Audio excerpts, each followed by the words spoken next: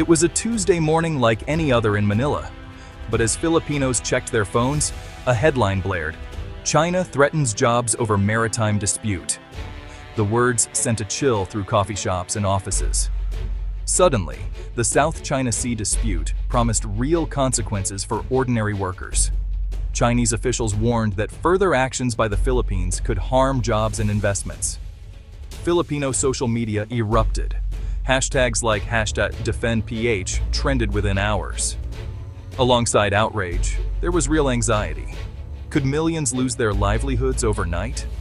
Was the government ready to protect them? The diplomatic chessboard was set, and the next move could define the future. The Chinese embassy in Manila made its position clear, accusing the Philippines of provoking trouble in disputed waters. The embassy warned that if Manila continued, Chinese businesses might reconsider investments, threatening Filipino jobs. The Philippine government hit back immediately. Foreign Affairs Secretary Enrique Manalo rejected the warning as unacceptable. He stressed the Philippines would never let any foreign power dictate its policies. Neither side seemed ready to blink. To understand the current standoff, it helps to look back. The South China Sea has long been a flashpoint between Manila and Beijing. China claims nearly the entire sea, including areas well within the Philippines' exclusive economic zone. Over the years, Chinese Coast Guard ships have harassed Filipino fishermen and blocked resupply missions to Philippine outposts. The 2016 ruling by the Permanent Court of Arbitration in The Hague rejected China's sweeping claims, yet Beijing refused to recognize the verdict. Skirmishes at sea became more frequent. Filipino fishermen told stories of being chased off their traditional fishing grounds. Each incident deepened mistrust and raised the stakes for both governments. Diplomatic talks have come and gone. Sometimes, relations thawed when leaders met or signed trade deals. But beneath the surface, the old disputes never truly faded. The recent job loss warning was just the latest chapter in a story that stretches back decades. In this context, economic threats felt especially heavy. It wasn't just about money or investments. It was about whether a smaller country could stand up to a giant neighbor and what the cost of resistance might be. China is the Philippines' largest trade partner. Chinese firms have invested billions in infrastructure, real estate, and tourism. In 2019, over 1.7 million Chinese tourists visited the country, supporting thousands of jobs in hospitality and retail. There are also Philippine offshore gaming operators, or POGOs, that employ many locals, mostly due to Chinese clients. But is the threat as serious as it sounds? Economic experts say Chinese investment, though significant, is only a slice of the overall pie. The Philippines also receives large investments from Japan, the United States, and South Korea.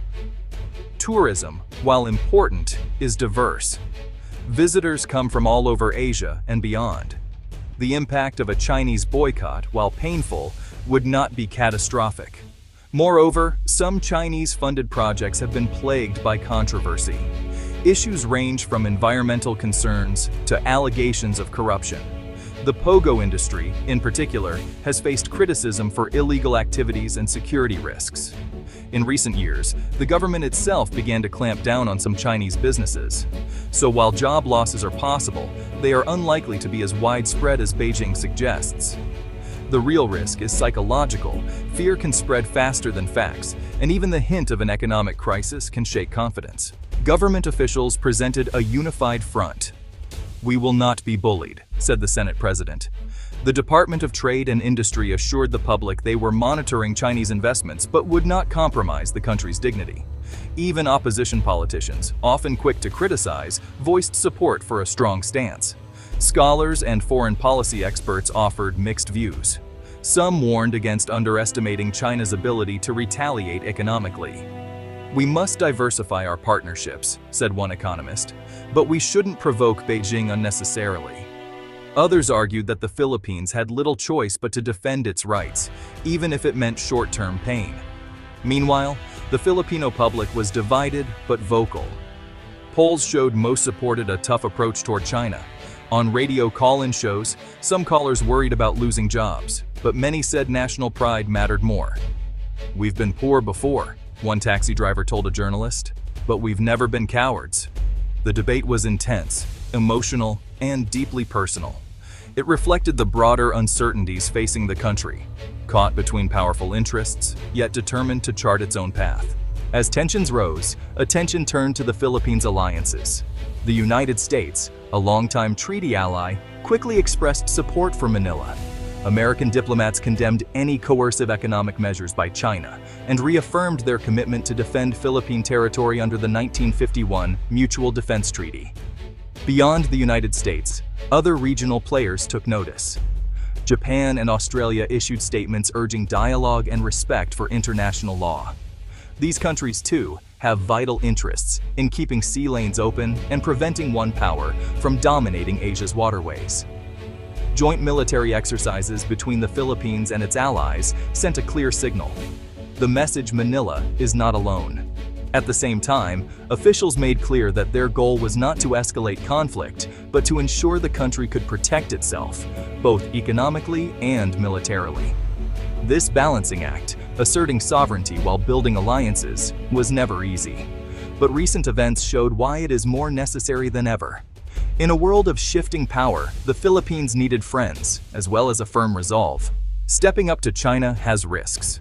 The Philippines needs foreign investment to grow its economy and create jobs.